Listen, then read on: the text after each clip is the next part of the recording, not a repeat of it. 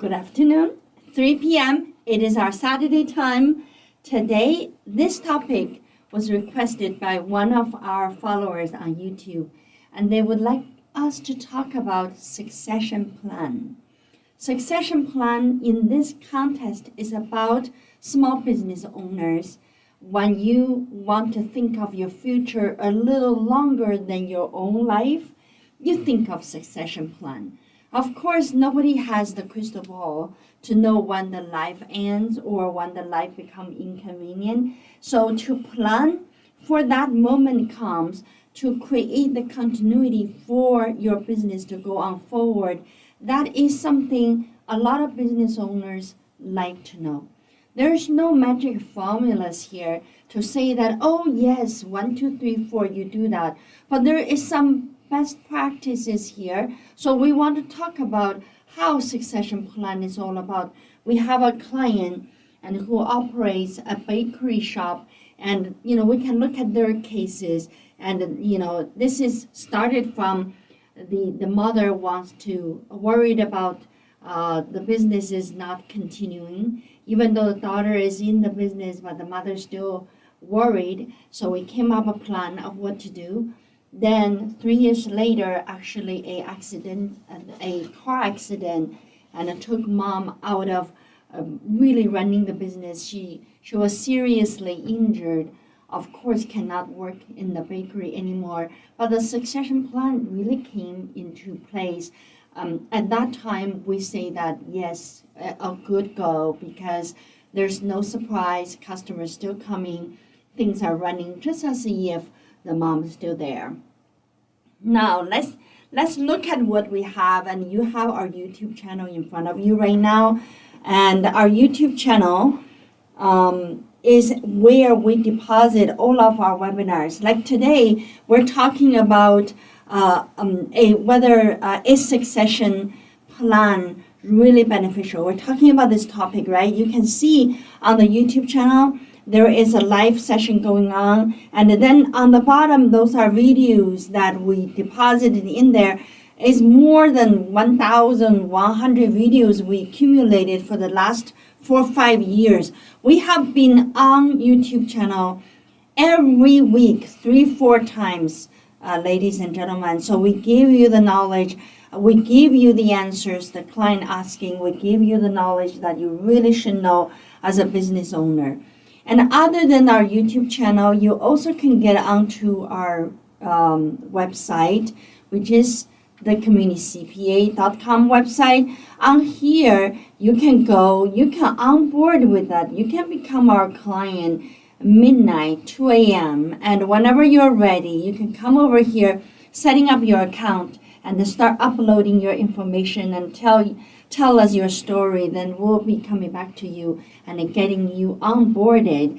And you can also make appointment with partners, and you can obviously reward us paying the invoices that we give you. And you can go onto your own portal. If you're a payroll client, you also have a payroll portal. So our website is really a hub for us to service our client. So we want you to be very familiar with that, just in case one day, if you're still not our client yet, and you just remember our website, communitycpa.com, come over here and we will talk and we will take care of you. Let's get going with our webinars today. Succession plan for small business. And I talked a little bit about our firm, but a couple more highlight. We're here for 27 years plus, and we speak collectively out of our 40 professionals. We speak more than 10 different languages. And of course, our clientele is around 12,000 as of now. And we have 4 branches currently, and we already opened Houston branch, so 5 branches right now as we speak. Houston branch is already operating since the beginning of August, and we haven't really done the grand opening, and we're still in the process of hiring. So if you know good accountant and tax preparers and in that area, and forward recommend them to us, and we are hiring actively for the Houston branch. I myself served on National Taxpayer Advocacy Panel, and this is the Federal Advisory Committee to IRS for 3 years. That kind of give you a little bit background on myself. I am a author. I wrote these 2 books already. They're on internet. So I need to write 2 more, which is 2 p.m. and 6 p.m.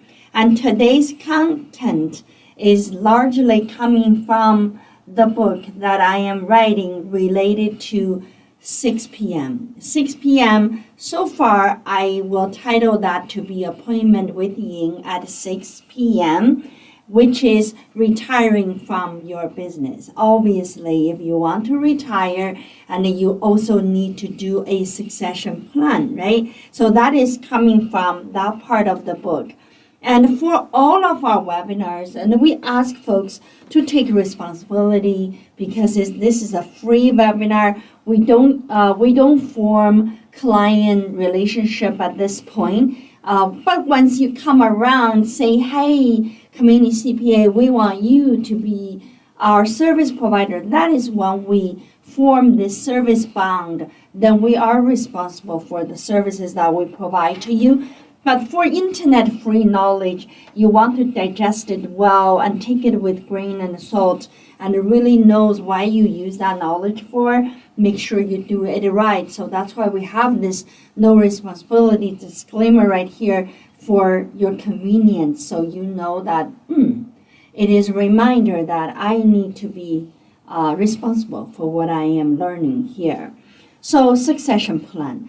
The definition of succession plan from the Webster is succession plan is a strategic process to ensure that the business continue to operate smoothly after key leaders or owners leaving the organization.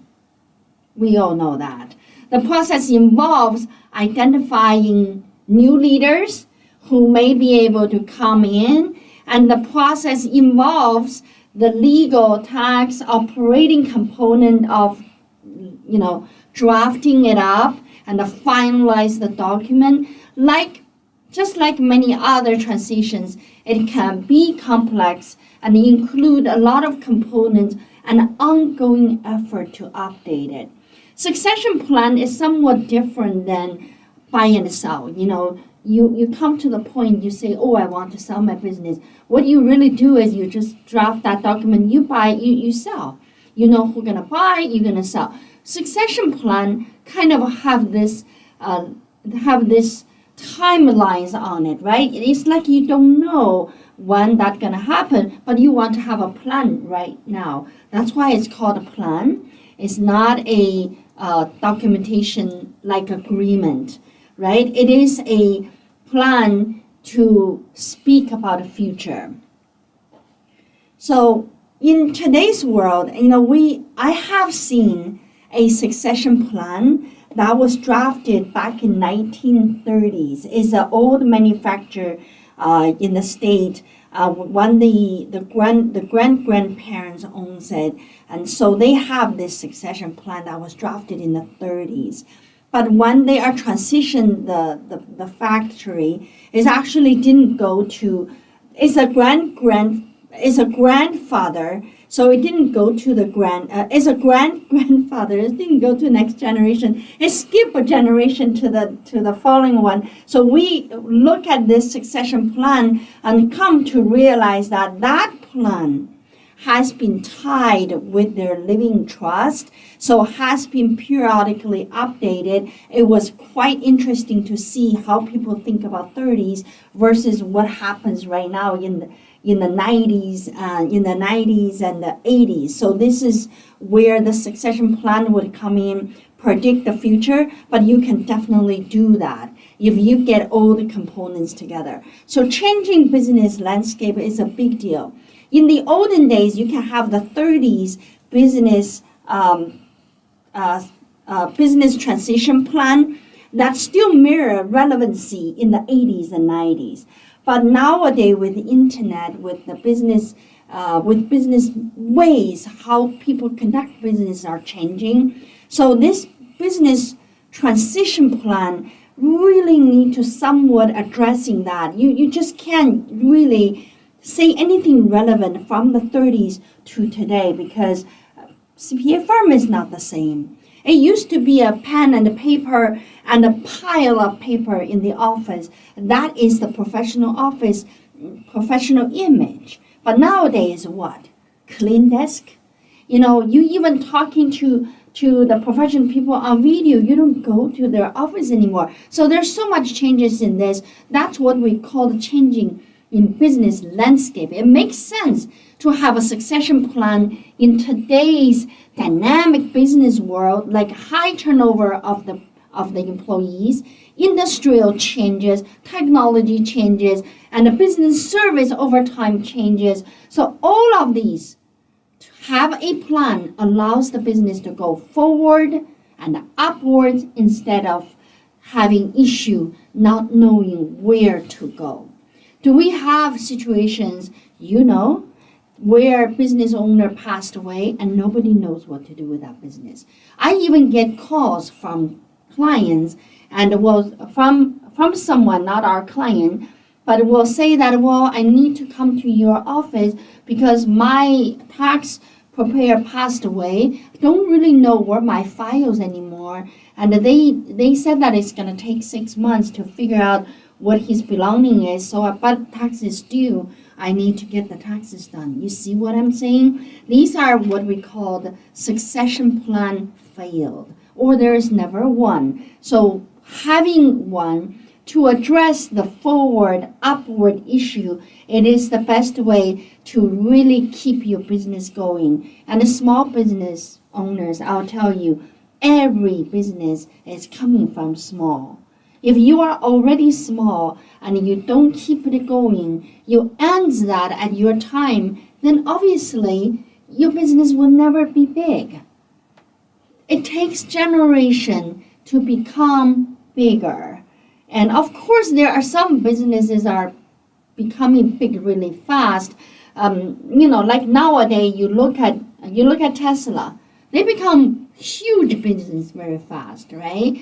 So yeah, that happens. That is one scenario. But majority of the small business owners, your business, it is the one that takes time.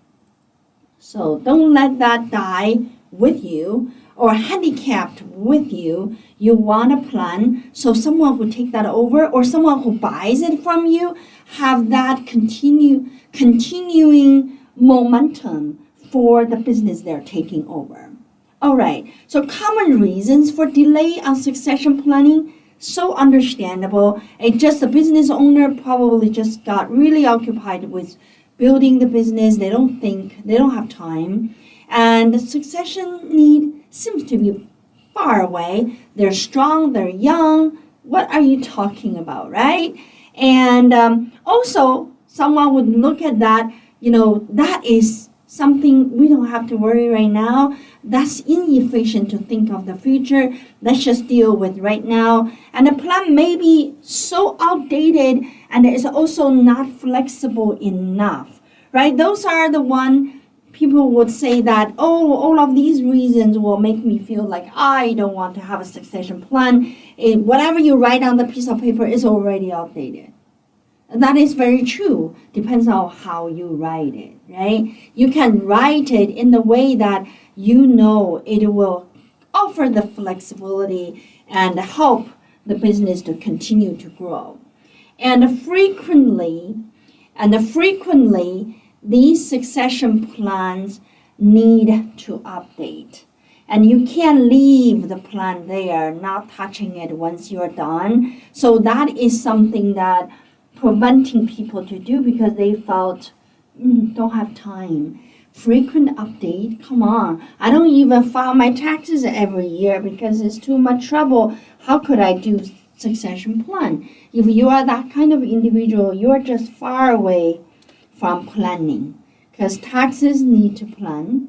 Fourth quarter of the year is always our planning tax season. There are plenty of individuals, people businesses are needing to do tax planning. That just means there are population out here and knows planning is important. So they plan their taxes, they plan their exit, they plan their succession, they plan their future estate and the gift taxes. So there's a bunch of people who are doing that. Of course, there's also people like you maybe don't do that. If you are one of those, I would say you hear me talking about plan enough that I hope you start your baby step and just really put together a thought of how to do your business succession. Examples of a succession. This is the one I was talking to you. Sweet Trees Bakery is owned by Jane Johnson in Coralville, Iowa. And this was established in 1995. And she wants to retire and pass the business to her daughter, Emily, who has been working in the businesses 10 years already. So here are the key elements on the succession. So successor, did Jane know who is going to take over the business? Yes, she does. Emily, right? So successor is the one that you need to identify. Sometimes you may at the point where you say, I don't really know who can take over the business. I often hear small business to talk about that. That's okay. You don't know at the moment we are asking you.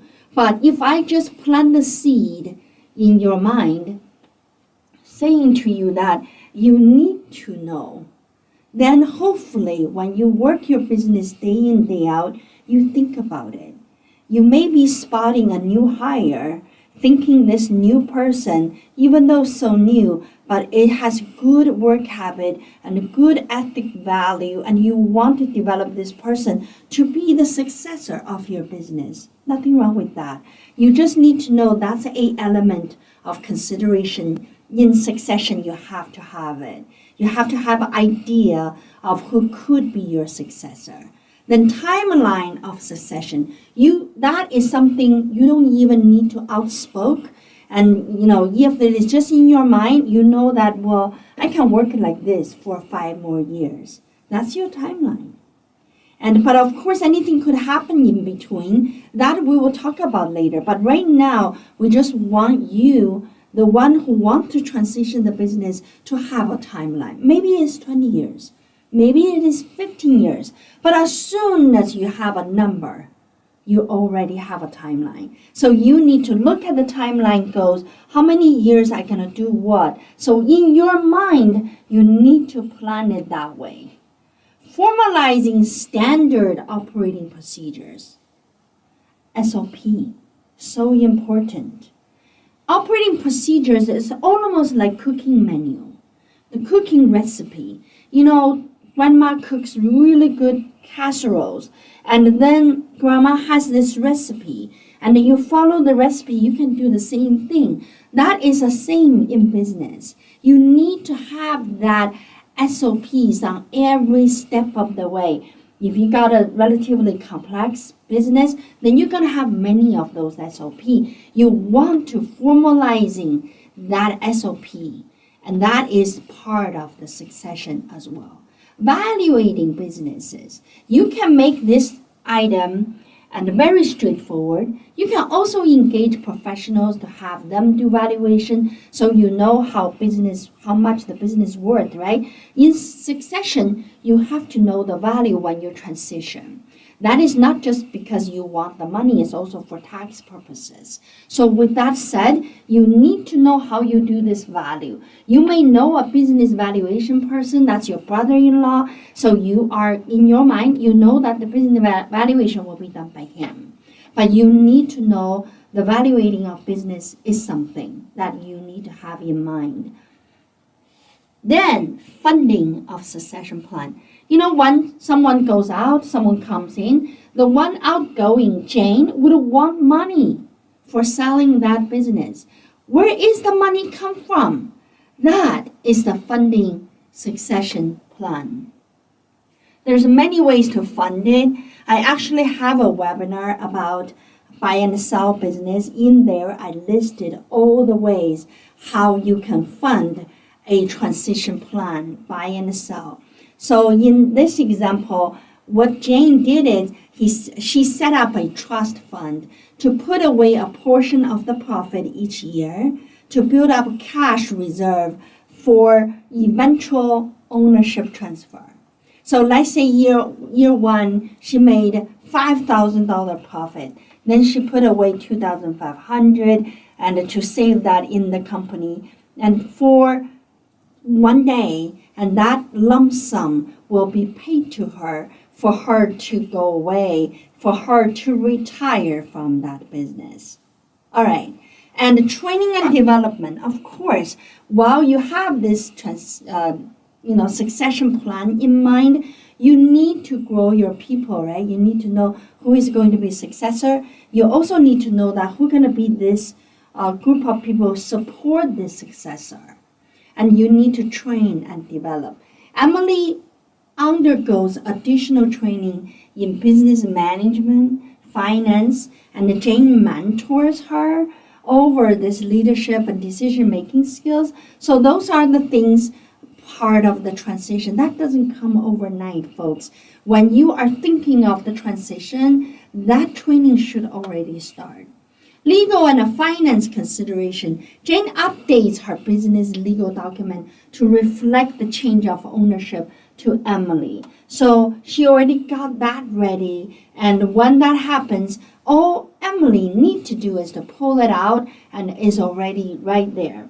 Communication plan to customer. So when transition happens, and what are you going to do with the customer, right? These are things Jane and Emily had already done. They know exactly what to do when that happens. This is mom and daughter relationship, right? So they're doing that. And the benefit of succession plan, needless to say, it is continuity of operation and stability for employee and retention for employees so they don't jump ship, right? Also, preservation of business value, because if you are having a business that is already running for 20 years and you are new owner coming and continue to run, you have value preserved.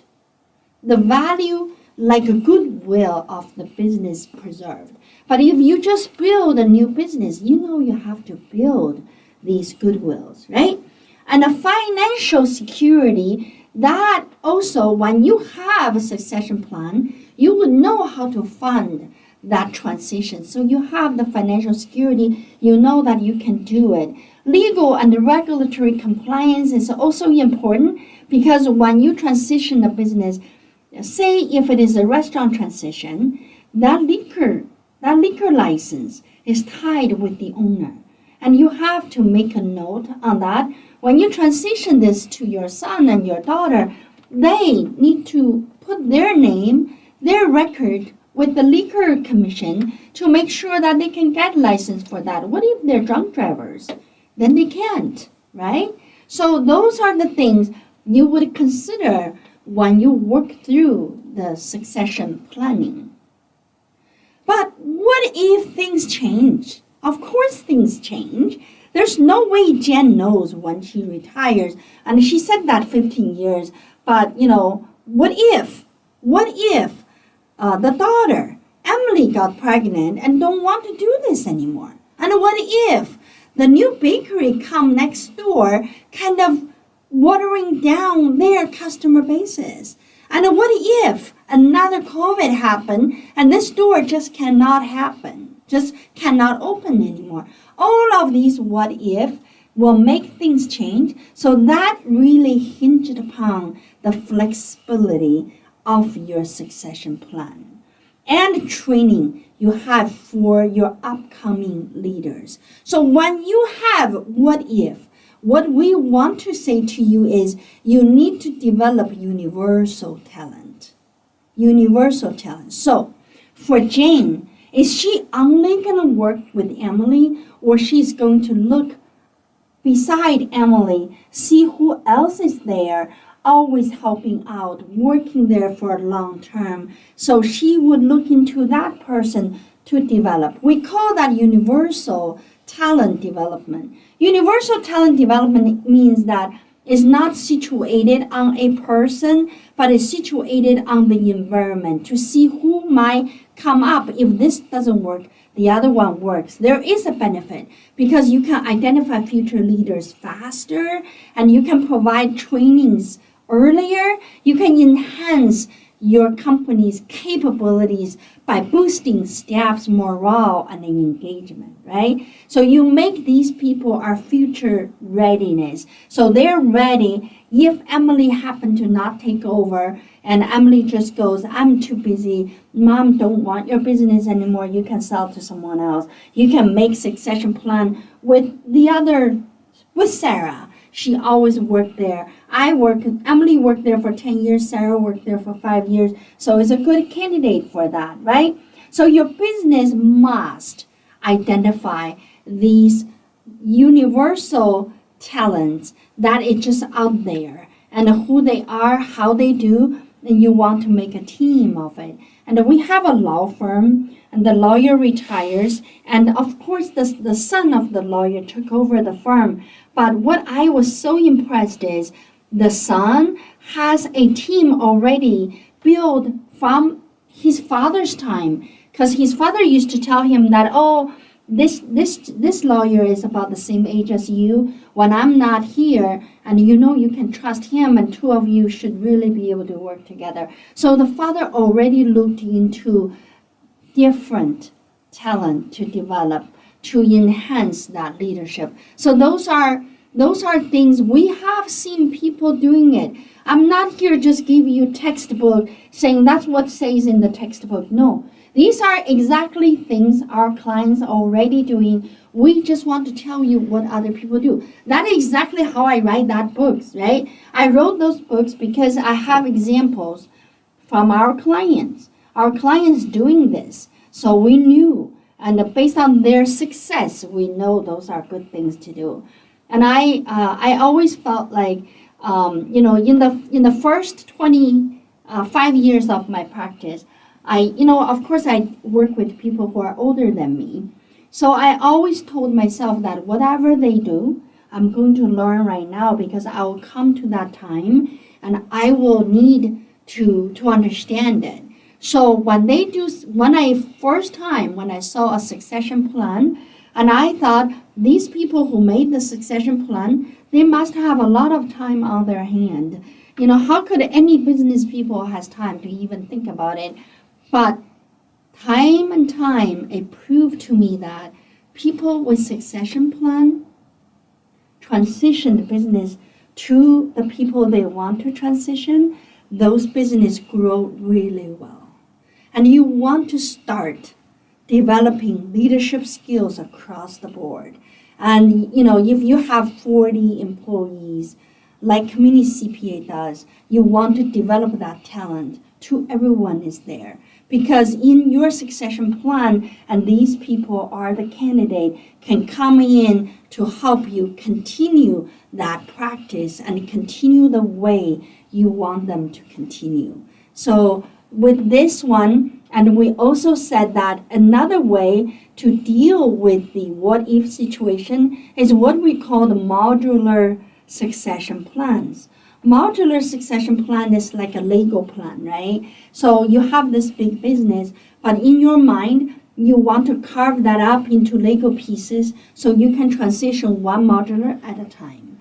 And I have seen that so many times, even for CPA firms. We have, I worked with a couple of CPA firms for their transition, and I noticed that people are doing modular transition. The way they're doing it is that they take their audit practice, they sell to audit firms. Then they take their tax practice, they sell it to tax firms. Lawyers, same thing. The legal firms, same thing. And even manufacturer. We have a manufacturer sold to 3 buyers. One of the buyer is handling the manufacturing piece of that factory. Then the other one bought distribution side of it. Then the third one bought the resources, raw material resource side of the farm. So that is what we call the modular succession plan. You don't have to transition everything in whole totality. And you can literally break that down, transition this one to A, transition that one to B, and write your plan that way. And one of the best practice we discovered in our practice experience is to tie your succession plan with your living trust. We all know what is living trust. If you go to our YouTube channel, you type in living trust, and you will bring out all the webinars that we talked about what is living trust, how that would benefit you, what's the difference between living trust and the will, and what's all included inside of a living trust. But business succession plan can be included in the living trust. Why is that beneficial? One of the key reasons for the business succession plan to be in living trust is that annual updates. Living trusts need to be updated annually, even though you don't need to file taxes, right? Living trust, you don't file taxes, but when you do tax planning and with your CPAs, and the living trust is one of your entity, then you will naturally bring it up, because if you add a property, living trust need to reflect. If you add a baby, living trust need to reflect. So if you have a business succession plan, and that would be part of your living trust, and then you can update that every year when you work with your CPAs. And at our firm, we actually have this session on the fourth quarter when we do planning. Whoever has a living trust, we have a planning session. So at that time, we update every element inside of a living trust. The key area in the living trust related to the succession plan are the following: how to keep the business running normal, and when and how to prepare business for sale. You may be saying that, well, if in the succession plan, you could say that, if I am totally handicapped, cannot do work anymore, and if who and who doesn't want to take over the business at the time, then the business is ready for sale. Or say that 3 years later is ready for sale. So those are the things you would come into the living trust, and under the succession plan that you will update. You decide on the business structure, whether the succession plan to make the business C Corp, S Corp, or make a business a partnership, however you want to do, the structure is being named out. And identify the training need. Once it's transitioned, it is important to list out what must be trained, what need to be done. So in that transition plan, inside of the living trust, you can identify the training need, and you can make sure the compensation adjustment to employees, to the key employees, are coming in. You can dictate that just because you are the one making that call. You can update government documents such as operating agreement and bylaws, and you will update the buy and sell, because even if you transition to your daughter, there is still a buy and sell agreement, right? So you can address the tax implications for estate and gift tax, and giving your instructions in the living trust and related to business succession plan. Find the right keeper for your living trust and your business succession plan is very important. It is not in your bedroom, in your safe, no. And you can have it, but you must have a service provider out there knows about it. I give people the example of Michael Jackson. When Michael Jackson passed away, his mom didn't know he has a living trust. And he certainly didn't have a business succession plan, but his mom didn't know he has a living trust. So Michael Jackson's estate was reported to the state, to California state. So everything is wide open, right? Going through probate. Halfway through probate, they found the living trust. What I'm trying to say to you is, when you have a living trust, you don't have to tell your kids, your relatives, what kind of arrangement you have in there, but you have one that need to be a statement to your heirs. They need to know you have one. And then they will contact the lawyer you talk to. They will contact the CPA firm you are doing your taxes with. They will say, hey, do you have the living trust copies? And is there anything we need to know? And my mom passed away. So that's how things will surface and it will come out. So you need a keeper outside of your home and yourself to keep the living trust and the business succession plan. And find the right keeper for your document. I always say that because it's so personal, because it is so long term, and you must find someone to trust, some company to trust. It will stay there for a longer time. I would not recommend you to go to one person tax preparation firm and thinking that that's a long term. Maybe if they're practicing well, and if not, within 3 years they're gone, right? You found out that already. Some of the tax preparers, they're not there very long. And not to say tax preparer, I would say some of the professional firms are just not on the market long enough that for you to even blink your eyes. So you want to make sure that you find someone that's well established, like community CPA. And how do we operate to keep clients' living trust and the succession plan relevant to, at community CPA? First of all, the client who have the living trust with us or business succession plan with us are the clients we knew them well for years and years. So they come in, they establish that relationship with us. We knew them because we do things for them every year. Those clients who also do their annual taxes with us, so before we finish their taxes, we have already updated what needs to be updated on the annual basis. We also update our knowledge to make sure that if there's anything need to change, we change it for you. And we also have unlimited electronic file storage and with Thomson Reuters. So to name Thomson Reuters, because it is a U.S. company and it's a significant company, reliable company, and we don't store our files on some third-party vendor and giving discount on the spaces, and we don't know where they are located. I like to see all of my data in United States of America. That is our operating principle. And unlimited file storage just allows us to store generation after generation document for that one client. We have it all. We even had a legal case from some client and wanting to pull out 1099 information from 2001. Imagine that. We are 2024. They want 2001. Guess what? We have it. So we pull it out. Okay? We have been here for 27 years by now. So our third generation of clients are already with us. So we are with the history here and also a bright future because we have a strong succession plan put in place to make sure none of our clients will experience any disconnect of our service, and we set ourselves to go on forever. So that is what kind of firm you're looking for. You don't have to come to Community CP, but go to a firm can say the same thing to you, can tell you that they have a strong succession plan and they are moving forward.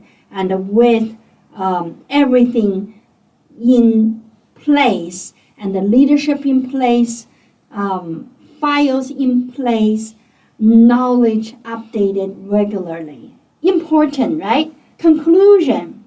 The Sweet Treat Bakery finally transitioned after Jane suffered injury from a car accident. So this was earlier than what Jane was imagining. It's only 3 years after she did the transition plan. But when she did a succession plan, she actually was planning for 15 years. So 3 years. At the time of the accident, these are the items, and I'll run that through because we want succession plan to have these items, right?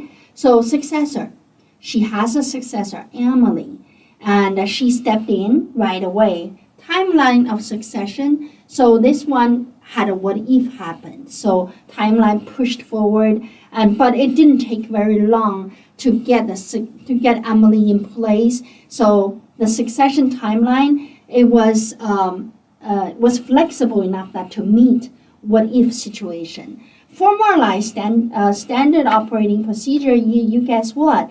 Emily has a booklet, which are the recipes that Jane developed over the years. And those sweet treats recipes are the operating procedures Emily would follow. Then she'll create the same good dessert like her mom did. And the value in the business, this part Jane made it very simple. She decided not to go for professional like those business evaluators out there. So what she did is she used her tax return, and 50% of the sales is the value she decided for her business. So you may hear ask me that, oh Ying, is that true? We can just decide on how much of a business value that is without hiring professional, without getting someone with a license to do that? First of all, there is no such a thing about a license for business valuation. Business valuation is a qualification of an individual with related experience and the license. For example, CPA are good candidate to be a business evaluation person, and the lawyers a good qualification to be a business valuation. And then people can also take some business valuation classes, be certified as knowledgeable to do the business valuation. But the business owner is at the most convenient place to decide what is the value. For example, for the professional firms like law firms, CPA firms, the value of the business is pretty much related to the total sales of the year. So nowadays, if you go to buy a law firm, you have a license and you want to buy a law firm to practice, and if the law firm was generating $3 million sales, when you buy, you probably would end up paying $3 million, 3.2, or 98.98. And so you are right there, right? But what Jane did is that she said, okay, I just believe that 50% is my value. So made it so easy for Emily, right? So she knows exactly what business sold for sales for the last 12 months. So she take that number divided by 2. She knows that she needs to pay her mom of this amount to transition the business. Funding the succession plan. Remember we talked about this? You got to have money, right? So remember Jane put away her profit in the trust fund. So that money now is used to pay Jane back. Okay, Jane, you have your money. So what happened with Emily is she will start paying the business back for the amount she borrowed because she owns it, but she didn't pay, right? So the company actually bought Jane's share sitting there. So Emily will slowly pay it. So the ownership will slowly goes to her, right? So she assumed the 100% ownership, but she owes the company. The company has a receivable from Emily. But that's the funding part of the succession plan. Now, training development, that is already done. Remember, Emily already taking the leadership training and things like that. So that comes handy. Emily didn't have any problem to take that over. The staff are still following her. She's doing great. And the legal and the financial considerations, this is related to the documents. The ownership changes, Jane already got that done. Emily just print that out and sign it, notarize it, and there is not even a need to run to a law firm to do anything because it's already done. Communicating with clients. So Jane and Emily send out an email to all the customers to let them know that the accident and new transition. So they actually send out the cookies, and on there with Jane's name and retirement, words like retirement on it, to really treat them in this, they did this open house for new ownership, community event. So everybody coming in, but they understand it's a retirement from Jane and it's Emily taking it over. So implementing a succession plan offers significant advantage even in this ever-changing business environment, right? You can see so loud and clear from Jane and Emily's case. Succession plan offers this stability and a continuity for the business, and I would strongly recommend our followers on YouTube and our clients to take that in as one of the to-dos for year 2024. And this will help you to organize your thought about your business. When you do this, when you formalize this standard operating procedures, when you do that, and you actually enhance your business while you are doing that, many benefits. So our last two slides, desire to know more? You can go to our website and click on appointment. You will see me right there. And you can book my time. I'll come online and we can talk. And what is your plan? And with questions, I always show you Catherine at communitycpa.com is the place, is the person to go to. She will take your recommendation and turn that into a webinar. And so I'll be here and give that to you as an answer piece. So I would like to see you giving more of those clues to us so we can address things that is in your heart without you spoken that out loud. We just read your mind, right? We like to be the one be able to read your mind. And our YouTube channel, and that's the yellow piece on the screen, subscribe to our channel so you will see the notifications come around. And whenever we have some topic coming up, you get notification. If you have time, you come on. If you don't, you find them inside of the channel, and we will put a copy on there for you. All right, last but not the least, we open 6 days a week. So if you call us on Saturday, there's always a real person there to help you. And if you have a special need and just couldn't get away from Monday to Friday because we know how busy you are, and you can contact us on Saturday. With that said, I'll see you again on Tuesday. Bye-bye.